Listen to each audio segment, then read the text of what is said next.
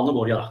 Və buyurur ki, sallallahu aleyhi və səlləm, o qadın ki, ərinin evindən başqa yerdə paltarını çıxarır, artıq Allahla öz arasında olan pərdəni aradan götürür.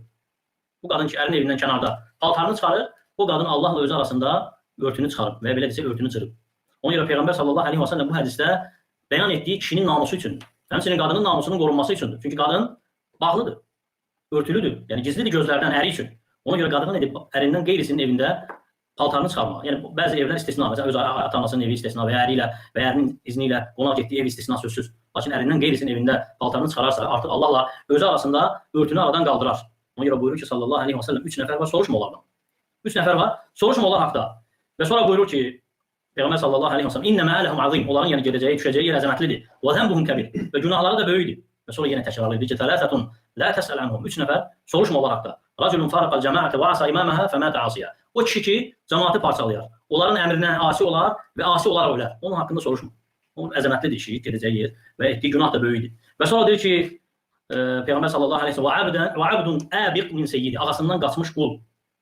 Onun da işi böyükdür, əzəmətlidir. Günahı böyük ağasından qaçıbsa. Və sonra buyurur ki, və imra'atun qaba anha zawjaha. O qadın ki, əri onun yanında deyil.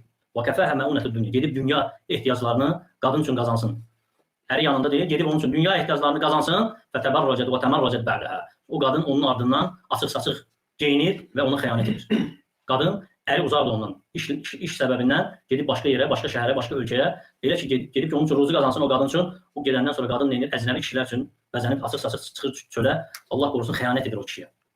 Onun işi əzəmətlidir, günahı əzəmətlidir. Ona görə İslam dini qoruyub haqları, qoruyub namusu. Kişi üçün də, qadın üçün də. Təkcə kişi üçün deyil, yəni bu namusun qorunması. Qadın üçün də bu namusun qorunmasıdır. Ona görə salih qadın, mübarək qadın həris olar ki, ərini qorusun. Ərini qorusun, necə namusunu qorusun ən birincisi. Və həmçinin fitnələrə düşməkdən qorusun, hətta bir kəlmə ilə olsa belə. Sözlə olsa belə çalışmalıdır ki, əri fitnəyə düşməsin. Ona görə Peyğəmbər sallallahu aleyhi və səlləm qadağan edib. Və deyib ki, o qadın ki, başqa qadınlarla ünsiyyətdə olur. Sonra gəlir o qadınları ərinə vəsf edir. Sanki əri ona baxır. Peyğəmbər qadağan edib bunu. Bir qadın öz ərinə başqa qadınları vəsf etməsi. Niyə? Ərini fitnəyə salmasın deyə. Peyğəmbər sallallahu aleyhi və səlləm deyir ki, elə vəsf edir ki, sanki kişi o qadına baxır. Bəli, ona görə qadağan edib. Vəsf etməməlidir başqa qadınları ərinə. Və ya onlar haqda danışmamalıdır. Bu həmçinin müsəlmanların da namusunun qorunmasıdır. Amma görürsən ki, bu zamanda qadınlar bir-birlərinin şəkillərini çəkir və göstərir öz ərlərinə, yaxınlarına və ya əcnəbi adamlara.